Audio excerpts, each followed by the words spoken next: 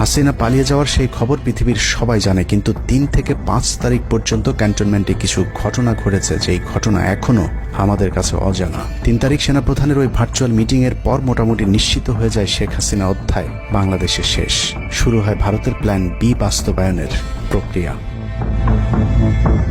3 তারিখ রাতে আসিফ নজরুলের সাথে ডিজিএফআই কার্যালয়ের পাশের একটি ভবনে আসিফ নজরুলের ঘনিষ্ঠ বন্ধু major general Hamid, lieutenant general Mujib এবং মেজর জেনারেল ফেরদৌস সেলিমের একটি গোপন বৈঠক হয়, যেখানে ভারতীয় গোয়েন্দা সংস্থার 16 জন কর্মকর্তা উপস্থিত ছিলেন।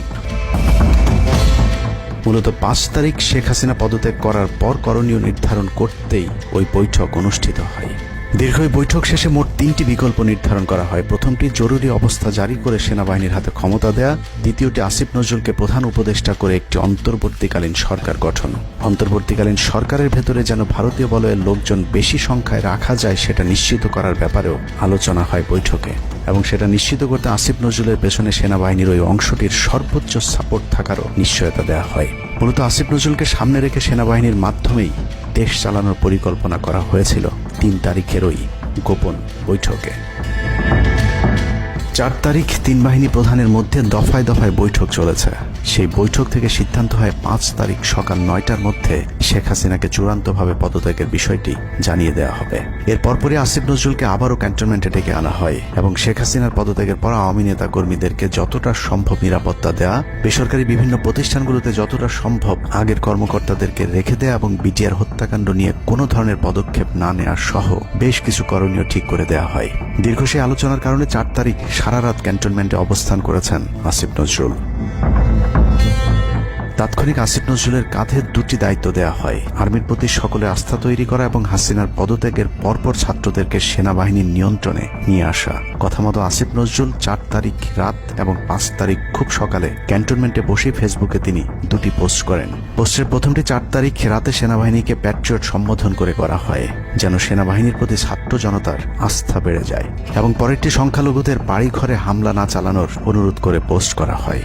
দুপুর 12টার আগে আসিফ নজরুলের করা হিন্দুদেরকে নিয়ে ওই পোস্টে প্রমাণ করে আসিফ নজরুল আগে থেকে জানতেন কিছুক্ষণ পর আসলে কি ঘটতে যাচ্ছে।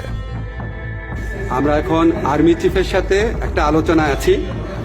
আমি যতটুকু ওনার সাথে কথা বলেছি, আমার কাছে মনে হয়েছে, আশা করছি আপনাদের জন্য অনেক বড় সুসংবাদ আসছে। বিজয়ের খবর আগেই জেনে যাওয়াটা সমস্যা না, কিন্তু সমস্যা হলো আসিফ নজরুল সবাইকে আন্দোলনের কেন্দ্রবিন্দু ঢাকা বিশ্ববিদ্যালয়ে যেতে না বলে ক্যান্টনমেন্টের সুখবরের অপেক্ষায় থাকতে বলেন। মূলত আসিফ নজরুলের ওই ফাঁদে পা দিয়ে ছাত্র জনতার জুলাই আগস্ট বিপ্লবের বিজয় হাতছাড়া হয়ে গিয়েছিল।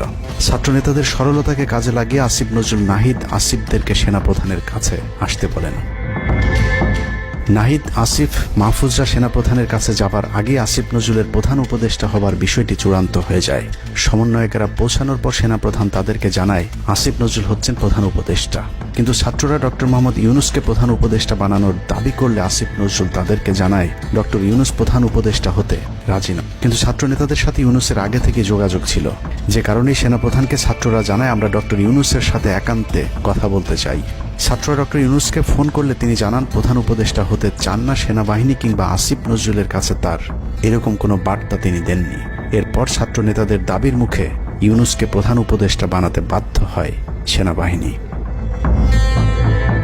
ডক্টর মোহাম্মদ ইউনূসকে প্রধান উপদেষ্টা করা হলেও ক্ষমতার কেন্দ্রে থেকে যায় ভারত নিয়ন্ত্রিত ক্যান্টনমেন্টের মদতপুষ্ট আসিফ নজরুল, যাকে তারা সুনিপুণভাবে গেল এক যুগে তিলে তিলে তৈরি করেছেন। আসিফ নজরুল তার মন্ত্রণালয় বাইরেও সবখানে নিয়োগ থেকে বদলি বরখাস্তের একক ক্ষমতা ভোগ করতে থাকে। একদিকে সেনাবাহিনীর ছত্রছায়া আসিফ নজরুলের হাত ধরে ভারতীয় এজেন্টদেরকে গুরুত্বপূর্ণ সব পদে বসানো হচ্ছিল, অন্যদিকে চলছিল পুরো দেশ দখলের ভয়ঙ্কর ষড়যন্ত্র। কিন্তু ছাত্রদের চাপের মুখে আসিফ নজরুলের পরিবর্তে ডক্টর মোহাম্মদ ইউনূসের প্রধান উপদেষ্টা হবার বিষয়টি কোনোভাবেই মেনে নিতে পারেনি সেনাবাহিনীর ভারতপন্থী অংশটি, যে কারণে 5 তারিখ রাতেই একটি ব্যর্থ সেনাকুয়ের ষড়যন্ত্র করা হয়েছিল। 5 তারিখের পরপরই ইউনূসের একের পর এক ভারতীয় আগ্রাসন বিরোধী বক্তব্যে আতঙ্কিত হয়ে ওঠে ভারতীয় বলয়, যে কারণে 8 তারিখ শপথ নেয়ার আগেই ডক্টর মোহাম্মদ ইউনূসকে হত্যা করে সেনাকুয়ের আরেকটি চেষ্টা চালায় সেনাবাহিনী।